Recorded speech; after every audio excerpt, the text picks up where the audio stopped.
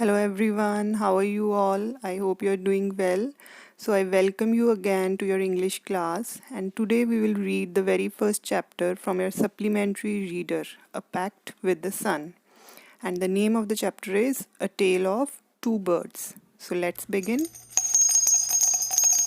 A tale of two birds. Tale means story.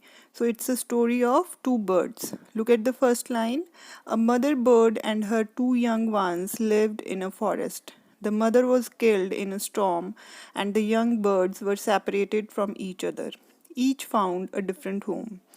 So, this is a story of two birds who used to live with their mother in a forest.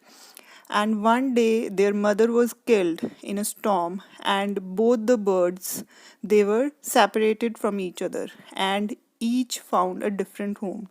So this is a story about how they got separated, where they went, and how they grew up. All right. So let's begin with the first paragraph. So look at the paragraph number 1. There once lived a bird and her two newborn babies in a forest. They had a nest in a tall, shady tree, and there the mother bird took care of her little ones day and night. So this paragraph tells us that once there lived a mother bird in a forest. She had built her nest on a tall, shady tree. She had two newborn babies and she took great care of them. One day there was a big storm. There was thunder, lightning, and rain, and the wind blew down many trees. The tall tree in which the birds lived also came down. A big, heavy branch hit the nest and killed the bird. Fortunately for the baby birds, the strong wind blew them away to the other side of the forest. One of them came down near a cave where a gang of robbers lived. The other landed outside a rishi's ashram a little distance away. So, this paragraph tells us that one day a storm came. Storm means there was a very bad weather and there was thunder, lightning, and rain. Many trees were uprooted, and the tall tree with the nest also came down, and the mother bird was killed. But fortunately means luckily, the baby birds were saved. The strong wind blew them away to the different sides of the forest.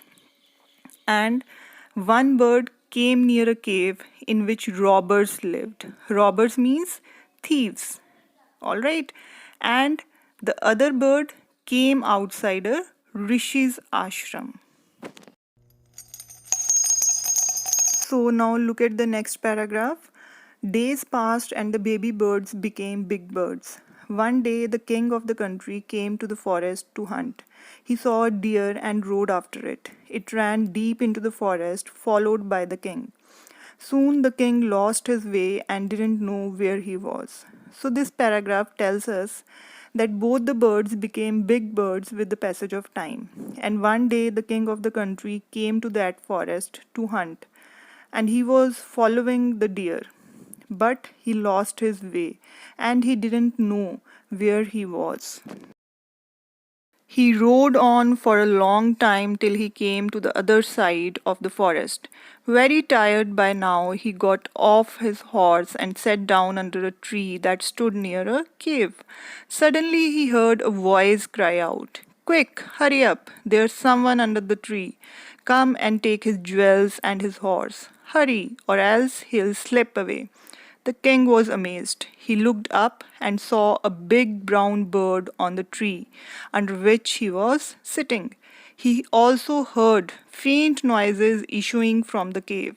He quickly got on to his horse and rode away as fast as he could.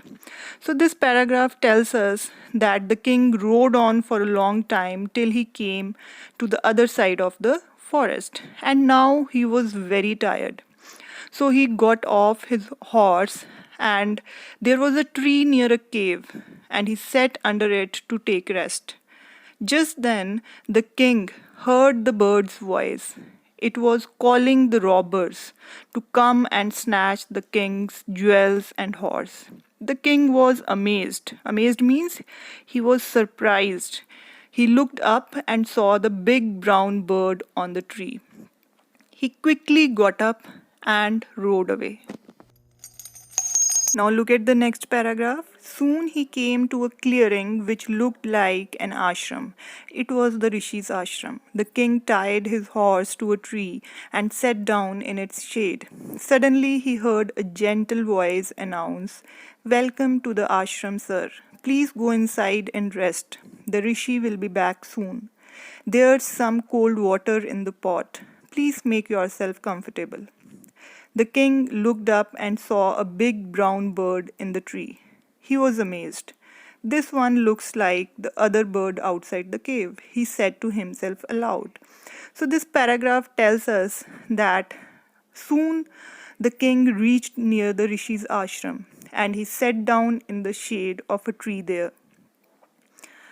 Here again he heard the bird's voice, but it was completely different to what he heard earlier. It was a gentle voice. The bird asked the king to take rest inside the ashram and wait for the rishi to come.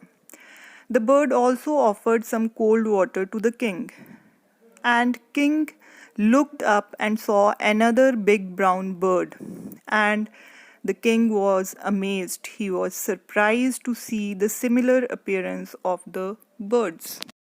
"You are right, sir," answered the bird. "He is my brother, but he has made friends with robbers. He now talks as they do. He doesn't talk to me anymore." Just then the rishi entered the ashram.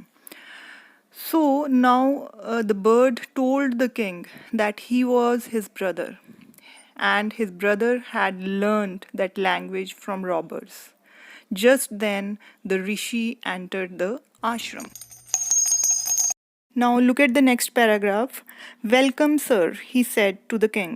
"Please come inside and make yourself at home. You look tired. Rest for a while, then you can share my food." The king told the rishi the story of the two birds and how each had behaved so differently though they looked so alike.